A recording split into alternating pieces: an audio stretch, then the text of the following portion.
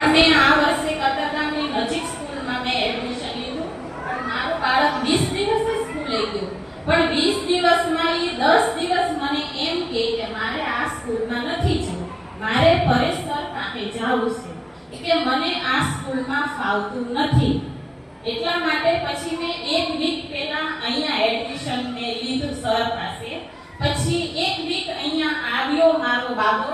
એટલે પહેલા તો 1 થી 4 ત્યાં ભણતો જ હતો, પણ એક વીક આવ્યો પછી મારે કોઈ દિવસ એક વીકમાં એને કહેવું નથી પડ્યું કે તું રેડી થઈ જા, તું જમી લે, તું હોમવર્ક કરી નાખ, કે તારે શું બાકી છે, શું કરાવ્યું છે, કંઈ પણ કહેવું નથી પડતું. અને દરરોજ એના પપ્પા પૂછે કે તમે સર મળવા આવ્યા હતા?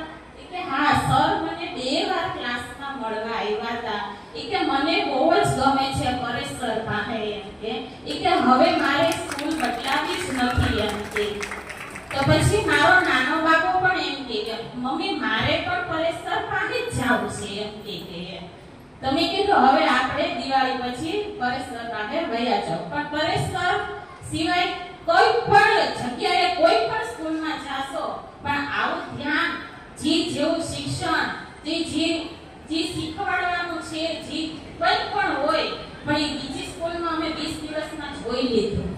4 થી 5 વાર હું કમ્પ્લેન્ટ કરવા ગઈ, પણ કોઈ કમ્પ્લેન્ટનો કોઈ મહત્વ જ નહીં. પણ અહીંયા તમે એક ફોન કરો તો સર તમને સામે ફોન કરી પ્રોબ્લેમનું સોલ્યુશન કાઢી દેશે. અમારો અનુભવ છે, મારા બાળકો નર્સરીમાંથી ત્યાં ભણતા હતા, પણ મેં આ 20 દિવસમાં જોઈ લીધું કે પરેશ સર સિવાય છોકરાનું કોઈ ભવિષ્ય છે જ નહીં. એના જેવું કોઈ ધ્યાન રાખી શકે એમ નથી.